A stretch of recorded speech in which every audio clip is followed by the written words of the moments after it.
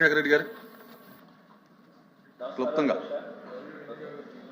ఈ contract employees regularisation గురించి అధ్యక్ష, సుమారు 20 సంవత్సరాల నుంచి మన రాష్ట్రంలో కాంట్రాక్ట్ ఉద్యోగస్తులు చాలీచాలని జీతాలతో, భద్రత లేని ఉద్యోగాలతో, రెగ్యులర్ ఉద్యోగస్తులను మించిన పనిభారంతో అనేక డిపార్ట్మెంట్లో పనిచేస్తూ ఉన్నారు అధ్యక్ష.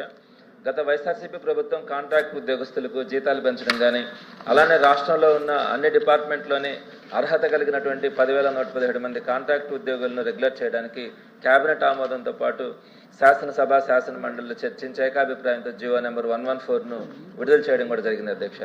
ఈ జీవో విడుదల తర్వాత కొన్ని డిపార్ట్మెంట్స్లోని కాంట్రాక్ట్ ఉద్యోగులను వెంటనే రెగ్యులర్ చేయడం కూడా జరిగింది అధ్యక్ష. వారు ప్రస్తుతం రెగ్యులర్ ఉద్యోగస్తులుగా కొనసాగుతూ ఉన్నారు.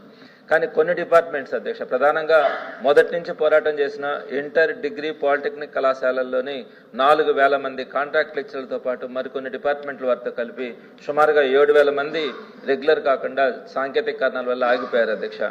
వారు 20 సంవత్సరాల నుంచి చేస్తున్న సేవలను పరిగణలోకి తీసుకొని ప్రక్రియ అంతా పూర్తయిన ఆ మిగిలిన కాంట్రాక్ట్ ఉద్యోగస్తులందరినీ రెగ్యులర్ చేస్తారని తమరి ద్వారా ప్రభుత్వానికి విజ్ఞప్తి చేస్తా ఉన్నాను అధ్యక్ష. అలానే కాంట్రాక్ట్ లెక్చరర్లు 12 నెలల పాటు విధులు నిర్వహిస్తూ ఉన్నారు అధ్యక్ష. కానీ గడిచిన 2 సంవత్సరాలుగా కేవలం 11 నెలలు మాత్రమే జీతం ఇస్తూ ఉన్నారు.